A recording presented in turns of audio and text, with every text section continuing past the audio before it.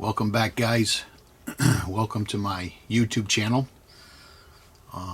This is going to be the first video series with the new camera, so hopefully the audio will be acceptable. Some of you guys that have watched the other videos, the previous ones, you've noticed that there was some audio problems. So my name's Herb. Welcome back.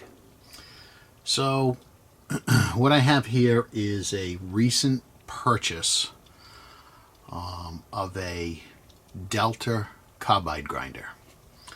So I found this online. I'm in Rhode Island and it was in Western Connecticut. So really good deal.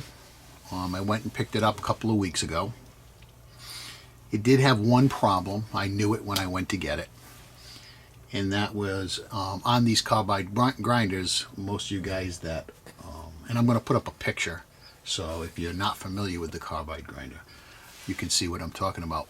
It's similar to a bench grinder, only it has a lot more adjustability to grind tool bits, or a lot of various different types of cutters. So they come with a silicon carbide grinding wheel, but unlike a traditional grinder where you grind on this edge of the grinder, on this particular one you're on this side of the wheel, okay? And you have a very wide, extremely adjustable table for grinding compound angles, various different angles. So the biggest problem, or the problem it had when I talked to the guy that was selling it, was that one side, and this is the stator out of it, one side had a wheel on it and they were using it, and the nut that holds it down, it holds it on there. The other side didn't have a wheel on it, and the reason it didn't have a wheel on it was because somewhere along the line they lost the nut, so they were using it with just one side. So I knew I was going to have to make a nut for it. This is a very old grinder. It's from the 40s, World War II area, and but it's a really nice machine, and it's a great acquisition for my shop and my purposes. So when I got it back here, I started taking it apart a little bit just so I could see what type of thread was on there. The guy that sold it to me said it's got some type of weird thread form.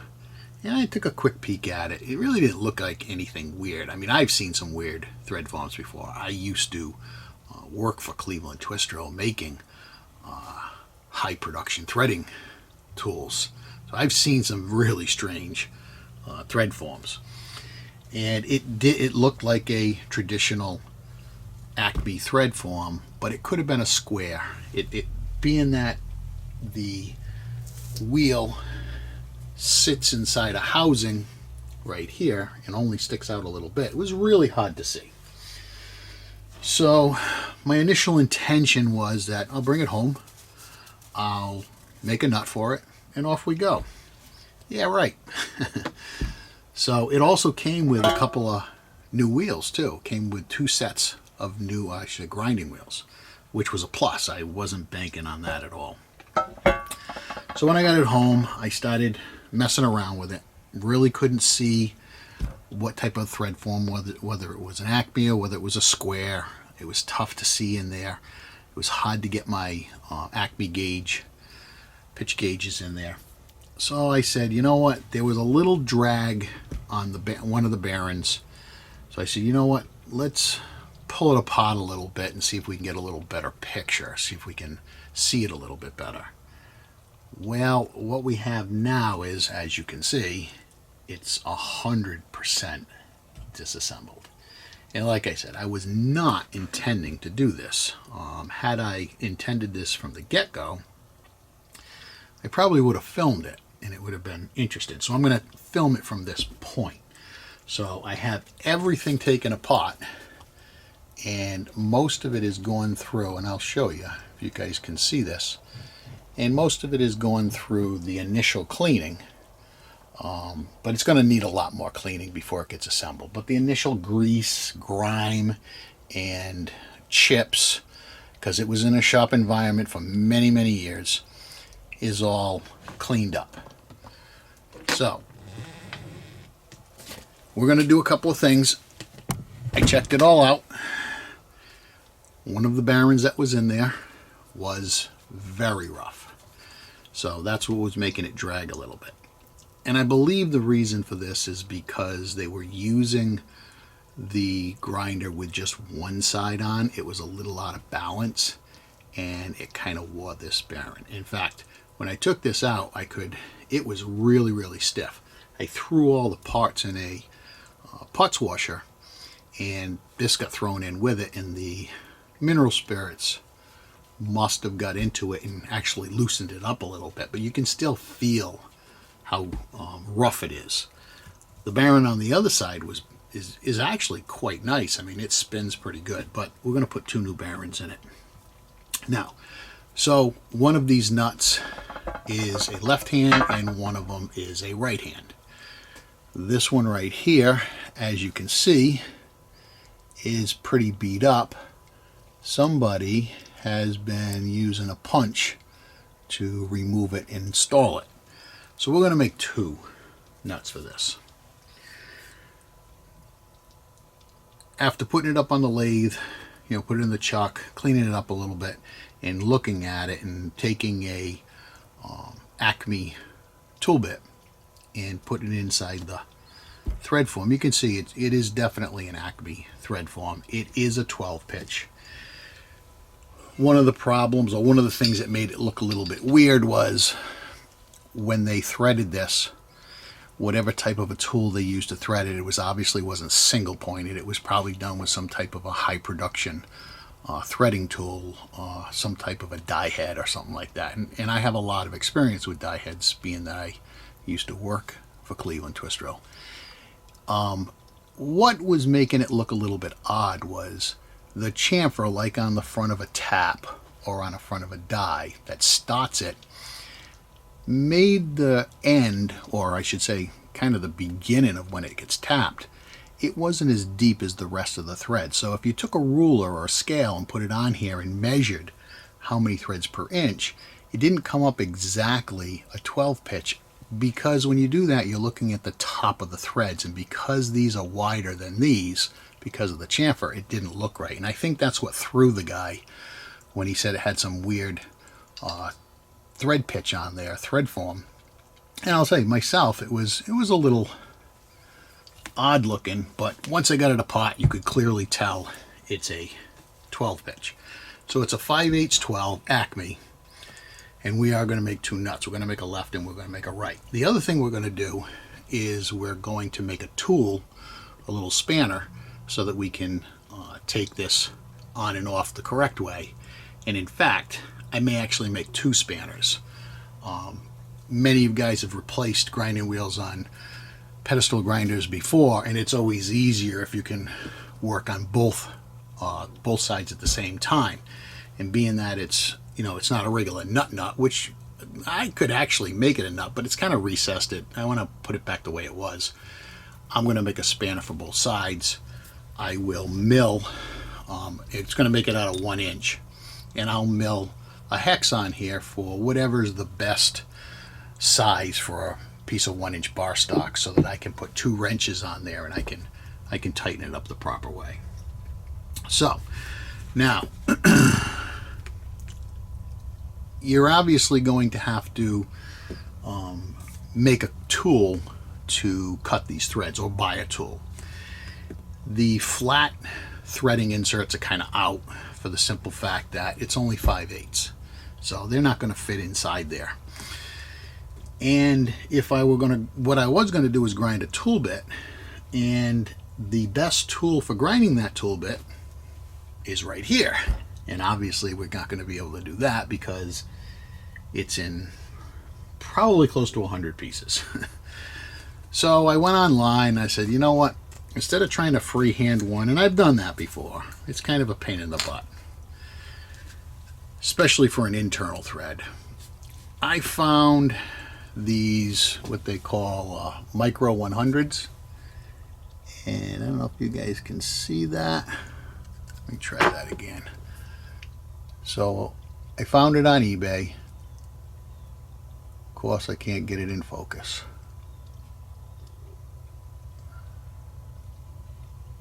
Okay, Micro 100.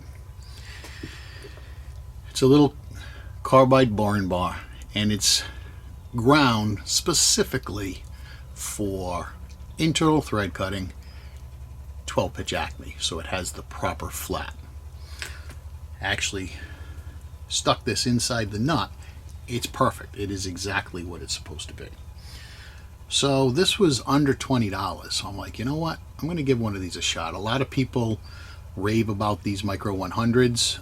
I have to tell you, just looking at it, I haven't used it yet, but it is a really nice looking tool. It's got a really nice finish. I'm expecting this is going to work very, very well. Okay, so we're going to make a couple of parts for this, and it'll probably be, I don't know how many installments. It's going to be more than one. So we'll make the two nuts, we will make the spanner, and there's a couple of washers that were changed. Most of the washers on this, they're supposed to be the real heavy washers, and obviously somebody lost one or two of them here or there. So I'm going to make a couple of these so that we can get this all back to where it's supposed to be. The other thing is, I'd like to get this tag reconditioned. I'm thinking about attempting it myself, but I am not an artist. So I might check around, see where I can get this done. I have seen a couple of different YouTube pages or video shops that have done this, and they've sent them somewhere. A-Bomb did one, Mr. Pete had one made. So I may look into that. That might be the better way of going about it, because like I said, I'm no artist, but I'd like to get that done. If I'm going to put all this time into it, I'd really like to have a nice tag for it. Okay, so I'll see you on the lathe in a few minutes. We'll set up a piece of bar stock. I'm going to make the nuts. I have a few pieces of this 4140.